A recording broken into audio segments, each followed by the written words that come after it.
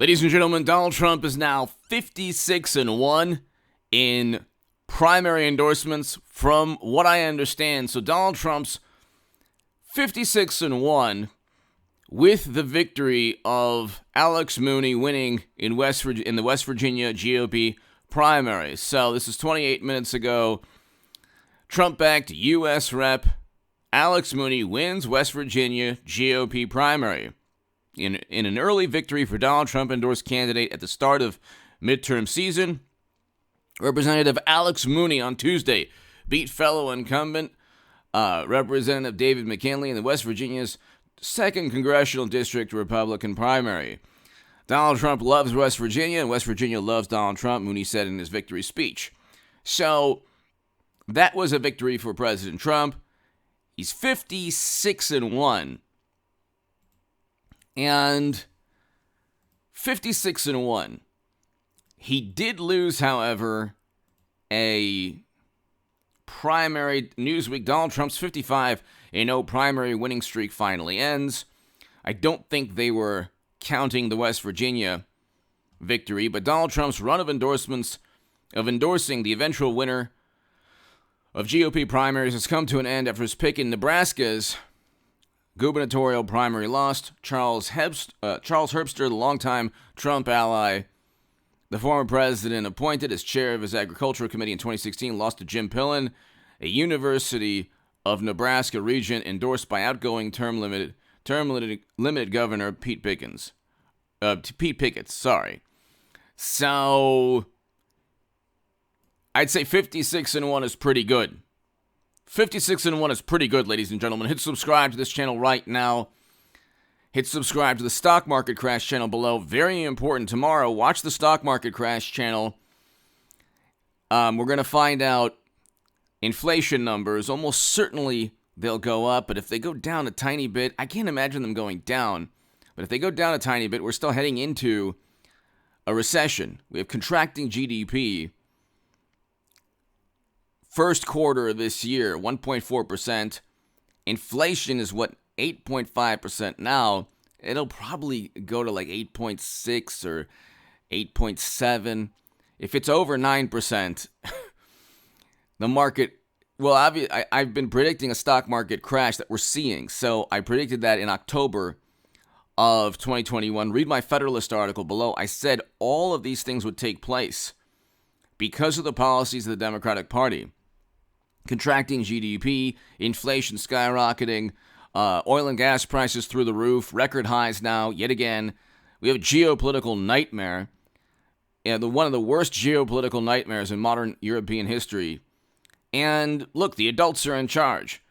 Trump is a menace to democracy as democracy crumbles while Democrats are running the show. You can look at the economy right now and see, okay, well, I can go on forever. Just watch the Stock Market Crash channel that's below in the pinned comment. Subscribe there. Hit subscribe to this channel. And it's pretty interesting. 55-0, what does that tell you? It tells you that Trump runs the Republican Party.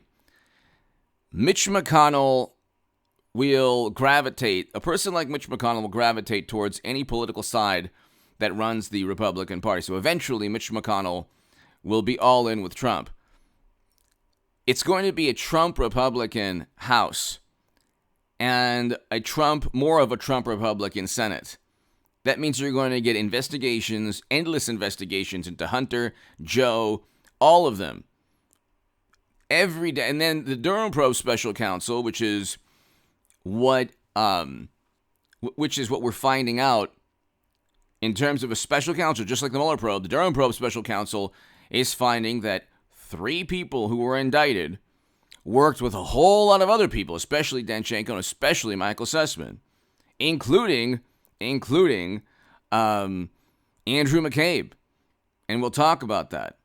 I will do a segment very likely either right before midnight tonight or the first segment tomorrow morning on Michael Sussman actually meeting with Andrew McCabe, and that being a defense of Sussman's team, which is hilarious for many reasons. So what Michael Sussman really quickly is trying to say to the court is, well, of course the government knew that I was working on behalf of Clinton to find derogatory, false information on Trump and funnel that into the U.S. government. Of course that was the case. In fact, even Andrew McCabe knew that. So that's not really a defense. You're setting up, the Sussman defense team is setting up future indictments for people who conspired against Trump for 18 U.S. Code 371, the legal statute. But ladies and gentlemen, 55-0. Why is that important? Trump, DeSantis have a more populist message. They don't care about media, the hysteria, and the apoplectic nature of American media today. They don't care. They're going to say, and, they're going to accept or say what's on their mind. Things that, by the way, weren't controversial like 5 years ago or even 3 years ago. But they're going to actually push back against absurd media narratives. For example, Trump working with Russia, which never, ever, ever happened. But you have corporations going after DeSantis, and DeSantis is easily defeating them. You see, Democrats can't, their policies, they can't back their policies. Because you look right now, all they have is euphemisms and buzzwords and lofty political ideologies. They care about, protecting marginalized communities. Well, who put these communities within the margins of American society? Democrats. Look at the poverty rate within communities that Democrats claim to care about. The poverty rate is increasing in the United States of America as Democratic policies cause more homelessness, crime, more chaos within cities, and an economy now that's in the tank. So when we had Trump, it's very simple. This is not rocket science. DeSantis, Florida is doing much better than other major blue states. Okay, Florida is doing much better than New York or California by far. For a lot, in a lot of topics. If you want to talk about a lot of things. But you ask yourself, well, why is Trump so popular? Or people like Democrats will say, well, why is Trump so popular? We had record low unemployment with Trump. And you can't blame the last year of his presidency, because the last year of his presidency was Democrats, media, unelected officials saying, you must do this or the sky is going to fall. And he pushed back. He didn't want to end economic activity. He shouldn't even have acquiesced even 1 month. But immediately after that 1.5 months or 1 month, he said, let's open up. They said, no, it's too soon. You can't do that. And Democrats gleefully tanked their economies. This is a fact. And before that, though, we had record lows in unemployment. We had economic growth. Real wages are contracting now, declining. We had real wage growth under Trump. Inflation was only around 2% under Trump. Gas prices were, around $3. Now you have gas prices at $7 in some locations in the U.S., more than that. $7, sometimes $8 or more.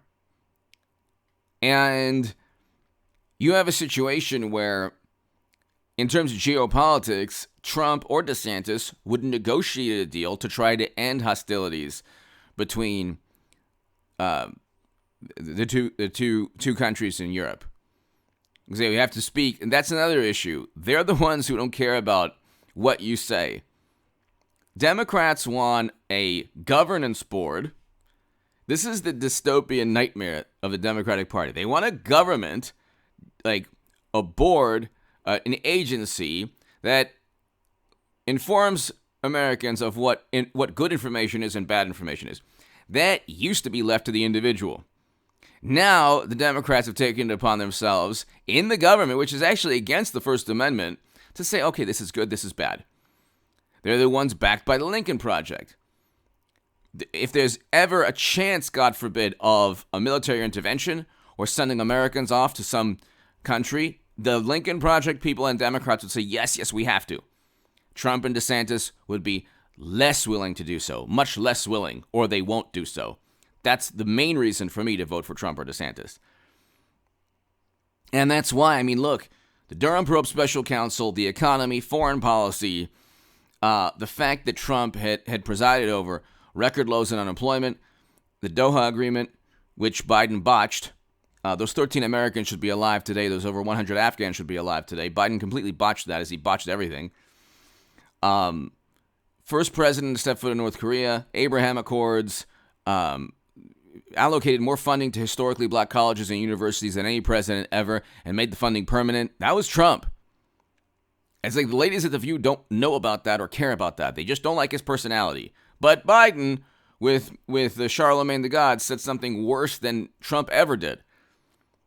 And some things that Trump said weren't good, but you know what? The good deeds that he did as president, the good policies, outweighed any tweets. But anyway, hit subscribe to this channel right now. That's why he's 56-1. Give me your thoughts. Thank you so very, very much. Hit